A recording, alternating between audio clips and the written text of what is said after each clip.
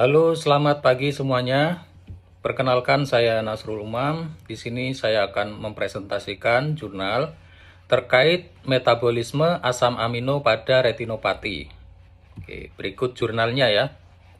Judulnya Amino Acid Metabolism in Retinopathy from Clinical and Basic Research Perspective. Oke, ini ditulis oleh Mengshu Xia and Fang Zhang.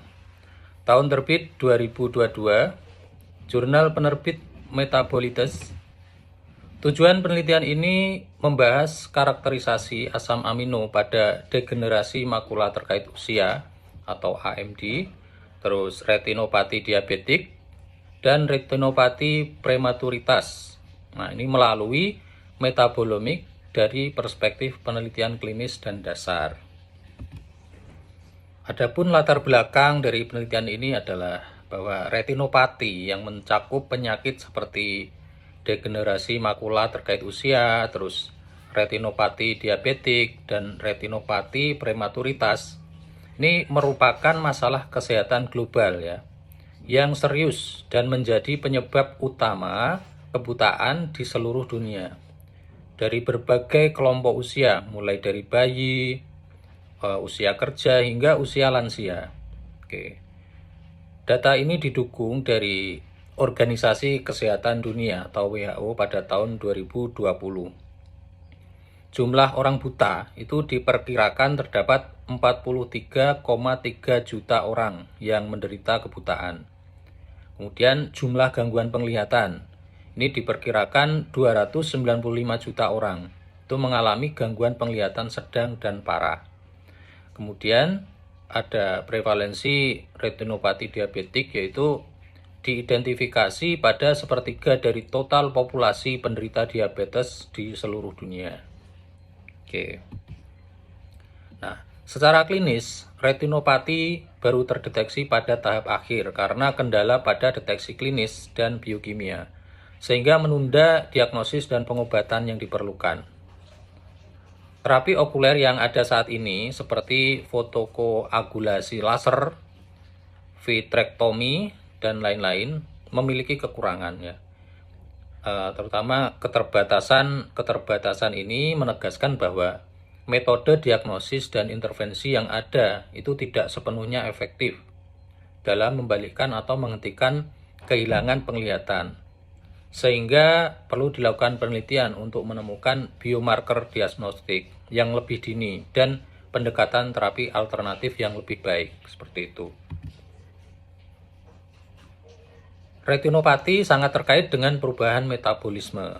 Metabolomik sebagai alat yang kuat untuk mengkarakterisasi fenotip metabolik dan gangguan penyakit, memungkinkan para peneliti untuk menganalisis secara sistematis perubahan molekul kecil yang merupakan produk akhir dari aktivitas gen, terus mRNA, dan protein.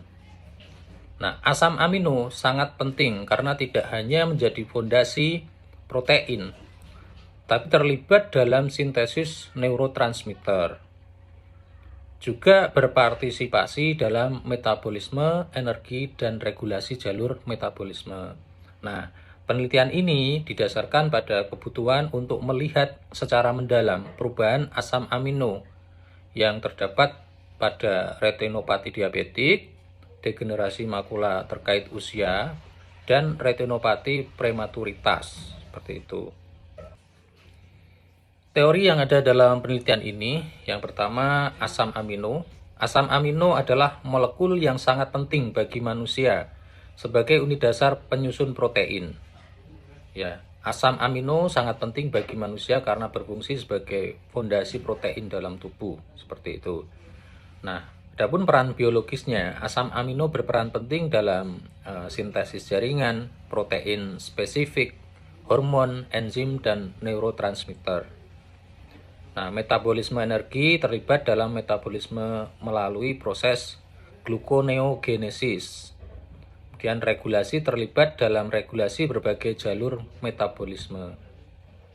Kemudian di sini ada penyakit retinopati diabetik, yaitu salah satu komplikasi diabetes yang paling umum dan merupakan penyakit proliferatif vaskuler retina yang mempengaruhi pembuluh darah di retina, yang merupakan masalah kesehatan yang signifikan dan tetap menjadi penyebab utama kebutaan. Adapun klasifikasi dari retinodiabetik itu ada dua, yaitu pertama retinopati diabetik non proliferatif, merupakan tahap awal penyakit di mana terjadi kerusakan pada pembuluh darah retina tanpa adanya pertumbuhan pembuluh darah baru yang abnormal. Terus yang kedua ada retinopati diabetik proliferatif. Itu merupakan tahap lanjut, ditandai dengan neovaskularisasi retina. Itu pertumbuhan pembuluh darah baru yang rapuh yang dapat menyebabkan pendarahan dan jaringan parut, seringkali berujung pada kehilangan penglihatan yang parah atau kebutaan, seperti itu ya. Kemudian penyakit degeneratif makula terkait usia. Nah, penyakit retina yang menyerang makula umumnya terjadi pada lansia yang mengakibatkan hilangnya penglihatan. Ya, sesuai dengan namanya ya, faktor resiko utamanya adalah usia lanjut, seperti itu. Penyakit ini memiliki dampak kesehatan masyarakat yang sangat besar, terutama di negara-negara maju dengan populasi lansia yang besar. Kemudian yang ketiga yang akan dibahas di sini juga tentang penyakit retinopati prematuritas, yaitu penyakit vaskular retina proliferatif yang secara khusus menyerang retina bayi prematur. Penyakit ini terjadi karena retina bayi prematur yang belum sepenuhnya berkembang terkena lingkungan kaya oksigen setelah lahir yang mengganggu proses pembuluh darah normal, seperti itu. Nah, ini dapat berkembang menjadi kasus yang parah yang menyebabkan pelepasan retina bilateral, ya kedua mata ya bilateral, dan kebutaan total berikutnya. Dampaknya ya sangat mempengaruhi kualitas hidup pasien sejak usia sangat dini, menjadikannya penyebab kebutaan pada anak-anak. Oke. Metode penelitiannya dalam penelitian ini menggunakan tinjauan literatur sistematik atau systematic review ya. Ini berfokus pada studi metabolomik. Nah, penelusuran literatur. Nah, di sini penulis mencari studi terkait retinopati diabetik, degenerasi makula terkait usia, dan retinopati prematuritas. Ini terkait dengan asam amino ya. Di basis data PubMed hingga September 2022. Untuk ujinya di sini menggunakan analisis komparatif ya. Jadi menggunakan analisis komparatif, penulis menganalisis 50 studi yang terkumpul dari retinodiabetik, kemudian degenerasi makula terkait usia, dan retinopati prematuritas, seperti itu. Oke, sekarang kita masuk ke hasil penelitian dan pembahasan ya.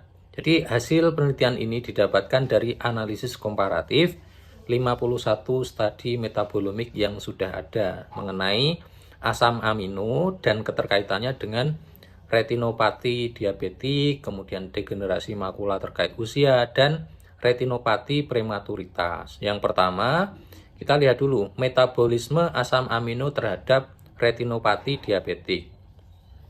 Jadi yang pertama itu adanya eksitofotoksisitas melalui glutamat. Jadi pada pasien retinopati diabetik terjadi akumulasi berlebihan asam aminoglutamat dalam cairan intraokuler, terutama di humor vitreus.